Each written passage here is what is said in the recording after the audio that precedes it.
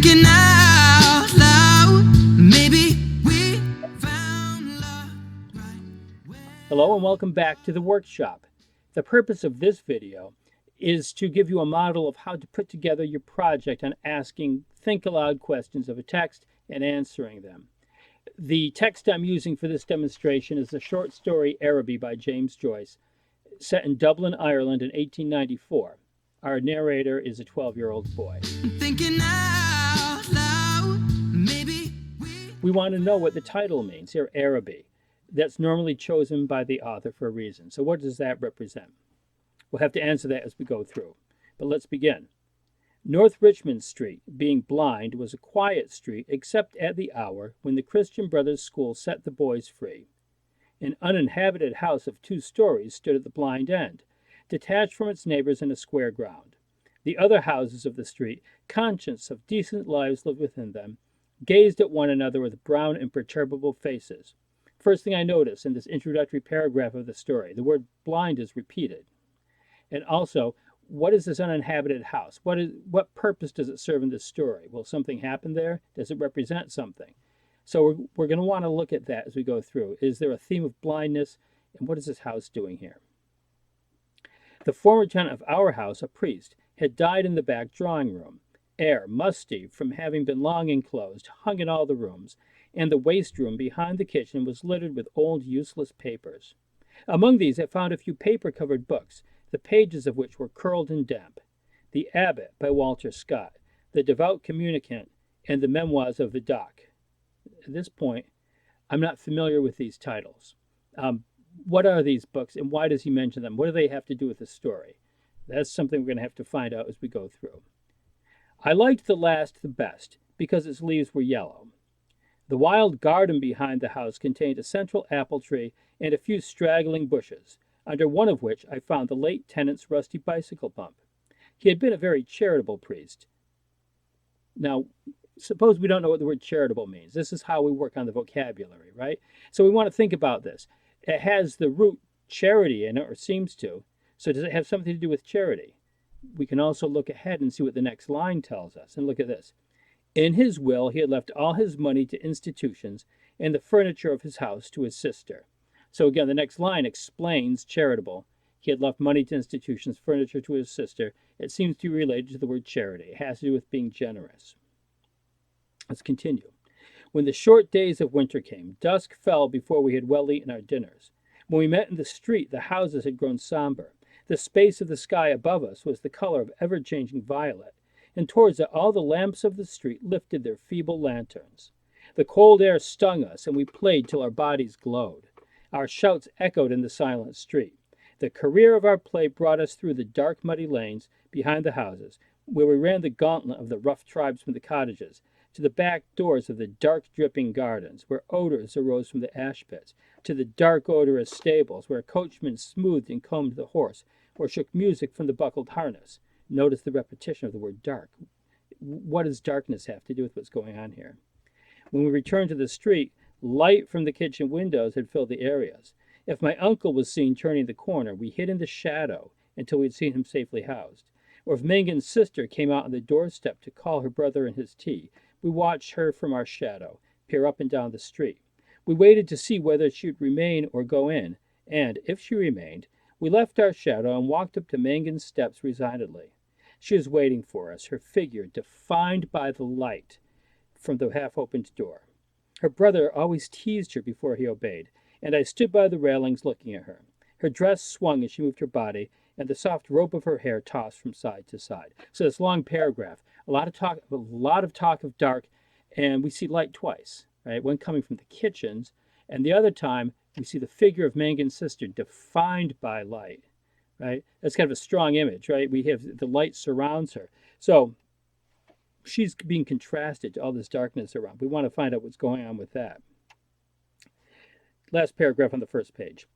Every morning I lay on the floor in the front parlor watching her door. The blind was pulled down to within an inch of the sash so that I could not be seen. When she came out on the doorstep, my heart leapt. I ran to the hall, seized my books, and followed her.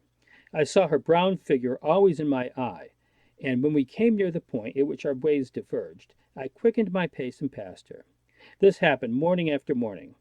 I had never spoken to her, except for a few casual words, and yet her name was like a summons to all my foolish blood.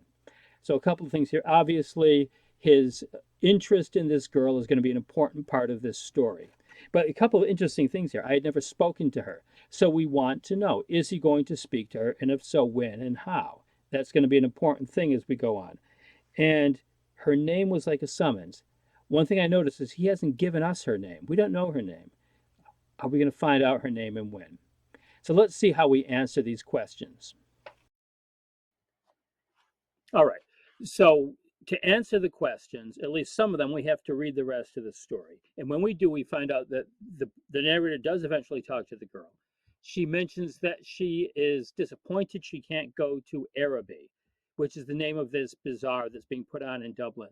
And bazaar normally refers to a marketplace in the Middle East. In this case, it's a temporary traveling marketplace that's being set up to sell Middle Eastern goods. So he sees this. The narrator tells her if he goes, he'll get her something. He sees this as a way to build a relationship with this young woman. He puts all his hopes on this Araby that he invests with all sorts of exotic ideas in his mind. So when he finally gets there, he finds that, first of all, it's closing down for the night. Everything's dark. There are only a few people there. He can't afford any of the things that are for sale. And the few people working there aren't the exotic Middle Easterners. They're English people from just across the Irish Sea who aren't really interested in talking to him. So he's terribly disillusioned. And here are the closing lines from the story. He says, then I turned away slowly and walked down the middle of the bazaar. I allowed the 2 pennies to fall against the 6 pence in my pocket. I heard a voice call from one end of the gallery that the light was out. The upper part of the hall was now completely dark. Gazing up into the darkness, I saw myself as a creature driven and derided by vanity, and my eyes burned with anguish and anger. All right, so notice the key words here: the money. He has only a few cents, he can't buy anything. It's dark. There's the darkness again. The light was out. And remember, light was associated with the girl. It's out now. He's disillusioned, and he sees himself driven and derided, mocked by vanity. Vanity's emptiness. So, first of all, the title, Araby. Arabia is the technical term for the region of the world. Araby is a romantic, it's a poetic word. And so it's unrealistic, it's idealized. Um, and so he has an idealized, romantic, unrealistic idea of this bazaar and of Mangan's sister.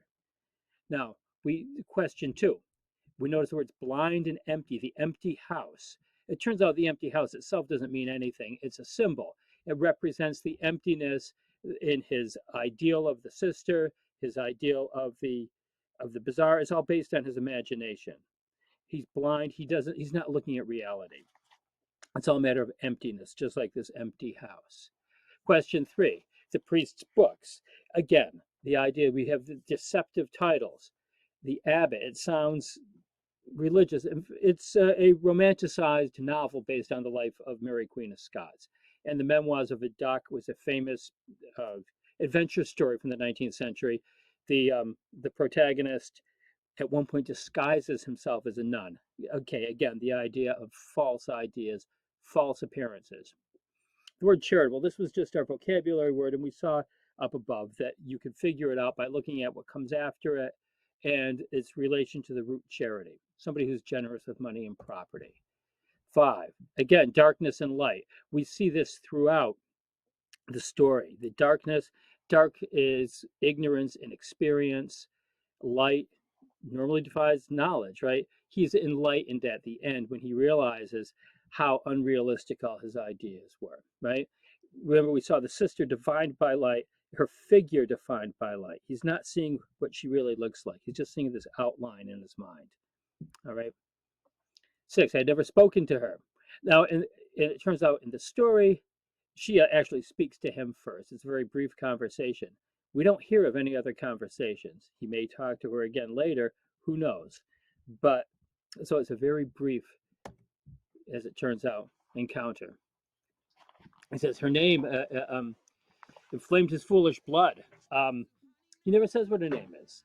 Again, he doesn't really know her. We never really know her. We don't even know, we know her last name is Mangan, but other than that, Again, she's the idealized image. Kiss me under the light of 1,000 stars. Place your head on my beating heart. I'm thinking